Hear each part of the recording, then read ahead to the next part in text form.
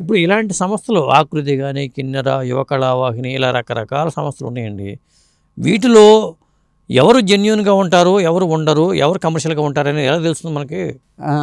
చాలా మంచి ప్రశ్న ఇది. చాలా లాజికల్ క్వశ్చన్ కూడా, కానీ చెప్పడం కష్టం ఒక సంస్థ తరఫున నేను చెప్పు.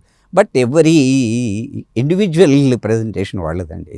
నాకు తెలిసి ప్రముఖ సంస్థలు ఏవైతే ఉన్నాయో మంచి కార్యక్రమాలు చేస్తున్నాయి. మా మధ్య కూడా మంచి కోఆర్డినేషన్ ఉందండి. We have very good. మాకు జెలసీ కానీ ఆయన వచ్చేసాడు, అయ్యో నేను ఇచ్చేయాల్సిందే అని ఈ టైప్ ఆఫ్ ఫీలింగ్స్ ఎప్పుడు మా సంస్థల మధ్య లేదు. చాలా మంచి కోఆర్డినేషన్ ఉంది. ఒకరి కార్యక్రమంలో ఒకరు అప్రిషియేట్ చేసుకుంటాం. మొన్న కూడా కిన్నెరతో మాట్లాడినప్పుడు అప్రిషియేటెడ్ కృష్ణవేణి గారి కార్యక్రమాన్ని. మీ సంస్థలు చేసేవన్నీ కళాసేవ అనుకోవాలా, లాభాపేక్షతో చేస్తున్నారు అనుకోవాలా, లేకపోతే కమర్షియల్గా చేస్తున్నారు అనుకోవాలా, ఇట్లా ఏమనుకోవాలి మనం? ఆకృతికి సంబంధించిన వరకు నేను చెప్తానండి. మనకు కమర్షియల్గా అంటే కమర్షియల్గా నాకు అవసరం. నేను గవర్నమెంట్లో పనిచేశాను, నాకు 70,000 పెన్షన్ వస్తుంది. డబ్బు కోసమే కార్యక్రమం చేయాల్సిన పని అయితే డెఫినెట్గా ఆకృతికి లేదు.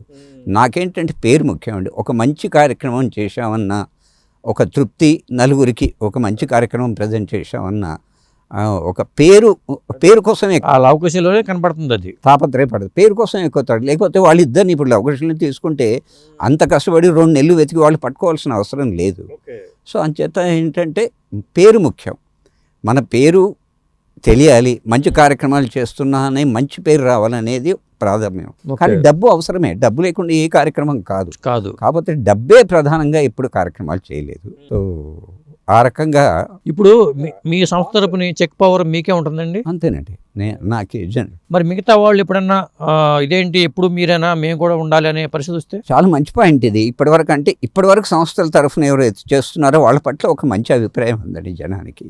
సపోజ్ నేనే చేస్తున్నా, లేదా కిన్నెర రఘురామ్ చేస్తున్నారు, వాళ్ళని అబ్జెక్ట్ చేసి మేము ఉంటామని ఇప్పటి వరకు మా అనుభవంలోకి ఎప్పుడు రాలేదు.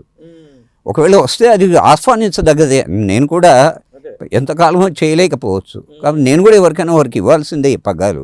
కాబట్టి అట్లాంటి వాళ్ళు నిజంగా వస్తే సంతోషమే. కానీ సిన్సియారిటీ ముఖ్యం. ఈ సంస్థ చేస్తున్న ఒరవడిని కాపాడాలి, డెడికేషన్ ఉండాలి. అది ఉంటే ఎవరికైనా ఇవ్వడానికి ఏం అభ్యంతరం లేదు.